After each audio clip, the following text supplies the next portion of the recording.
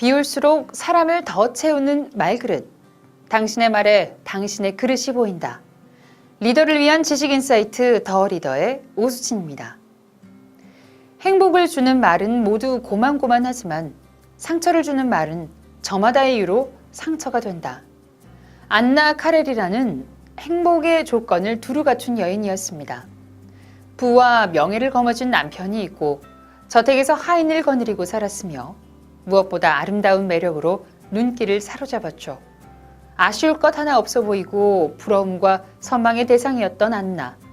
그녀는 왜 자살로 안타깝게 생을 마쳐야만 했을까요? 10살이 넘는 남편과의 나이 차이, 건장하고 잘생긴 청년의 구애, 그 사이에서 이루지 못할 사랑을 선택했기 때문일까요? 그녀는 자신의 존재를 늘 확인받고 싶었습니다. 하지만 그녀의 남편 카렐이는 마음을 감싸줄 준비가 되어 있지 않았습니다. 카렐이는 사회적 성취를 드러내기라도 하듯 사무적인 말투로 안나를 대했고, 안나는 기계처럼 대하는 카렐린으로 인해 삶의 이유를 잃어버리고 말았습니다. 만약 안나와 남편 카렐린이 사랑이 가득한 대화를 하는 사이였더라면 그녀 스스로 삶을 비극으로 치닫게 할 무모한 선택을 했을까요? 햄릿의 삶도 불행하기는 마찬가지입니다. 비극적 결말로 생을 마감한 이야기를 두고 하는 말이 아닙니다. 햄릿은 아버지의 복수를 위해 마음을 철저하게 속이고 살았습니다. 햄릿 가슴 깊은 곳에 사무친 원한은 그를 겉과 속이 다른 인간으로 만들어버렸습니다. 햄릿은 사람들과 관계를 맺으며 지냈지만 누구와도 진심을 나눌 수 없었습니다. 자신에게조차 마음을 속여야 했던 그의 말은 항상 겉돌았고 상대의 말을 믿지 못했으며 비난과 불만이 가득한 자신에 갇혀버리고 말았습니다. 만약 햄릿이 마음을 터놓고 대화할 수 있는 상대를 만났다면 그는 어떻게 바뀌었을까요?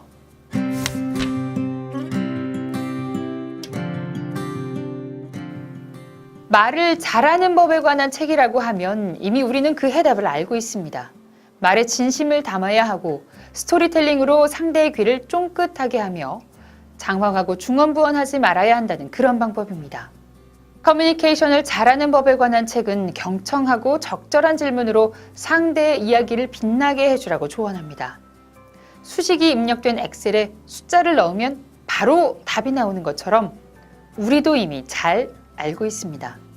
말하기와 듣기가 기술이라면 답이 있는 문제처럼 법칙대로만 하면 될 일입니다. 그런데 그게 생각만큼 잘 되지 않습니다. 왜 그럴까요? 안나 카레리나와 그녀의 남편 카레린, 햄릿, 그리고 우리가 생각하지 못한 중요한 사실이 있습니다. 그것은 내 마음을 먼저 들여다봐야 한다는 것입니다. 흐르는 강에도 물줄기가 시작하는 지점이 있듯 내가 내뱉는 말에도 원천이 있습니다. 말 잘하는 방법을 입술로 터득하더라도 말의 원천인 감정이 삐뚤어져 있으면 삐뚤어진 표현이 나올 수밖에 없습니다. 물의 흐름이 멈추면 고여서 썩는 곳이 생기듯 말의 방식에도 오랜 시간 누적되고 공식화하는 과정에서 상대와 교감하지 못하는 영역을 만들어낼 수 있습니다. 거기에 불쑥 튀어나오는 말 습관까지. 말의 원천이 되는 감정을 관리하지 않으면 마음과 마음을 전하는 말을 하기는 어렵습니다. 상담 심리 전문가인 저자는 말하기를 기술로 접근하지 않고 마음에서 시작합니다. 이것이 다른 말하기 책과 이 책이 확연히 구별되는 점입니다. 책의 중간에 정서지능의 개념을 소개하는데요. 감정을 제대로 느끼고 조절하고 표현할 줄 아는 사람을 이야기하는 심리학 용어입니다. 정서지능이 높으면 자신의 감정을 진정시키고 또 목적에 맞는 대화를 끌어낼 수 있는데 이 단어에 저자의 생각이 오롯이 담겨 있습니다.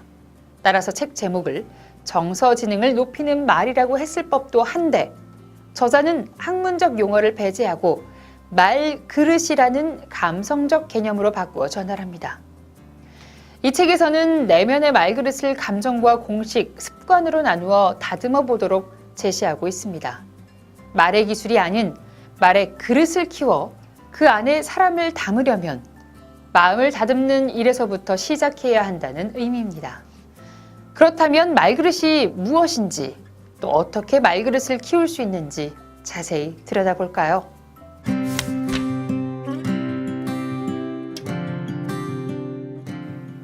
15살짜리 소녀가 지금 당장 결혼하고 싶어 한다면 당신은 그녀에게 어떤 말을 해주고 싶은가?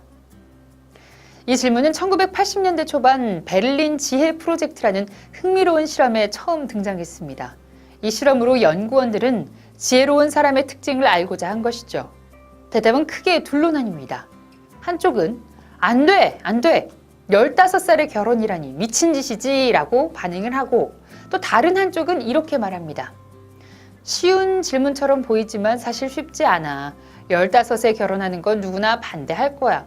하지만 특수한 경우라는 게 있으니까, 예를 들어 그녀에게 살아갈 날이 얼마 남지 않았다면, 부모 친척 없이 이 세상에 홀로 남겨졌다면, 일찍 결혼하는 문화권에 사는 소녀라면, 그래서 우리는 충고하기 전에 먼저 그녀와 대화를 해야 해.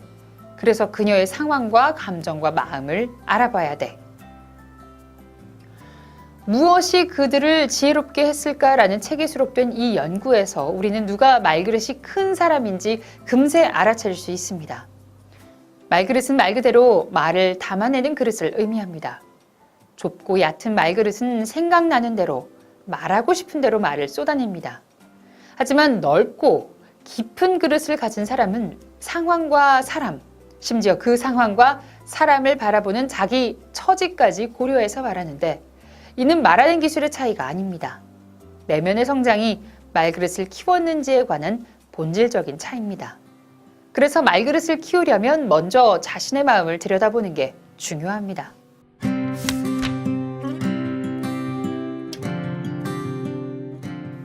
첫 번째로, 말할 때 자신의 마음속에서 만들어지는 감정을 살펴보아야 합니다. 속상함이라는 감정을 말로 표현해 본 적이 있으신가요? 어릴 적 어렵사이 만든 레고 블록을 엄마에게 자랑하려고 가져가다가 떨어뜨려서 산산조각 났을 때, 또 입사 초기부터 공들여 키운 후배의 업무 역량이 기대만큼 따라오지 못할 때, 남편에게 일주일에 한 번 화장실 청소를 부탁했는데 하지 않았을 때 속상함을 어떻게 표현해야 할까요? 우리는 이럴 때 화를 내는 방법을 사용하곤 합니다. 슬퍼도 화를 내고, 불안해도 화를 내고, 서운해도 화를 냅니다. 그 이유는 어릴 때부터 감정을 숨기거나 대체하며 살아와서 감정을 제대로 표현해보지 못했기 때문입니다. 사람들이 마음과 다르게 말하게 된다라고 하는데, 이는 감정을 제대로 인식하지 못했다는 의미입니다. 그러나 감정은 정말 하고 싶은 말을 열어주는 역할을 합니다. 그래서 자기 감정을 분석해서 다양한 감정을 있는 그대로 받아들이는 노력이 필요합니다. 그래야 타인의 감정도 읽을 수 있고, 감정과 말을 연결해서 말 그릇을 키울 수 있습니다. 두 번째, 공식화된 방식으로 말하지 않는 것입니다. 발달 심리학자인 보울비는 우리는 매일 많은 양의 정보를 다루고 적절한 결정을 내리기 위해 머릿속에 공식을 만들어 간다라고 주장합니다. 안정적인 직업을 찾아야 한다는 부모의 공식과 또 원하는 일을 찾겠다는 자녀의 공식이 충돌하면 어떻게 될까요? 부부 사이에 남자와 여자의 역할이 다르다라는 남편의 공식과 요즘 세상의 남녀 구분이 어디에 있느냐라는 아내의 공식이 부딪히면 또 어떤 일이 생길까요? 우리는 공식에 얽매여 가까운 사람들과 갈등을 빚는 어리석음을 범하며 살고 있습니다. 하지만 내 마음의 공식을 들여다보고 나의 공식과 타인의 공식을 이해한다면 그만큼 말그릇은 커져 불통의 벽을 허물 수 있지 않을까요? 마지막으로 평소 굳어진 말습관이 관계를 악화시키지 않도록 마음을 살펴보아야 합니다. 엄마가 딸에게 매일 정성을 쏟았는데 딸이 몰라주는 경우를 생각해 볼까요? 엄마가 나한테 못해줬잖아 라고 말하는 딸에게 지금까지 계속 그런 마음이었니? 라고 따져 묻는다면 대화로 서로를 이해하기보다 갈등의 평행선만 긋게 될 것입니다. 공격적 성향을 말로 표현하는 말습관이 굳어졌다면 타인과의 갈등은 피할 수 없을 것입니다. 따라서 평소 자신의 말습관을 관찰해 볼 필요가 있습니다. 어릴 적 부모에게 인정받지 못했던 상사는 부하 직원에게 상처를 주기 쉽습니다.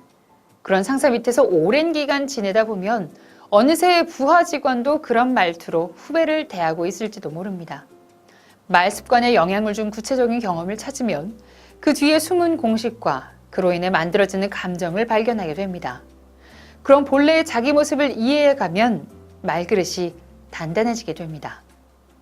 이렇게 먼저 자기 마음을 되짚어 본 후에 비로소 말그릇을 키우는 듣기와 말그릇이 깊어지는 말하기의 기술을 접목해 볼 수 있습니다. 기술로 단련된 말은 번지르르한 수사에 불과하지만 내 말이 태어나고 자라는 마음에서 출발한 말하기는 진심을 나누게 하고 마음을 끌어당기는 힘이 됩니다. 이 말그릇은 기술만을 강조한 말잘하기 교본이 아닙니다.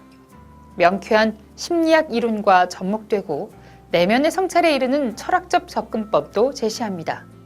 그래서 단순한 자기계발서로 이 책을 대하면 자기 감정, 공식, 습관을 돌아보는 방법을 접할 때 고민만 하다가 책장을 덮을 수도 있습니다. 말재주가 뛰어난 사람이 아니라 마음에서 느껴지는 말하기를 하겠다는 다짐에서 시작하길 권합니다. 그래야 비로소 많은 말을 하지 않아도 꼭 필요한 말을 조리 있게 하는 사람, 적절한 때 입을 열고 필요한 순간 침묵할 줄 아는 사람, 말 한마디에서도 품격이 느껴지는 사람이 될 수 있을 테니까요.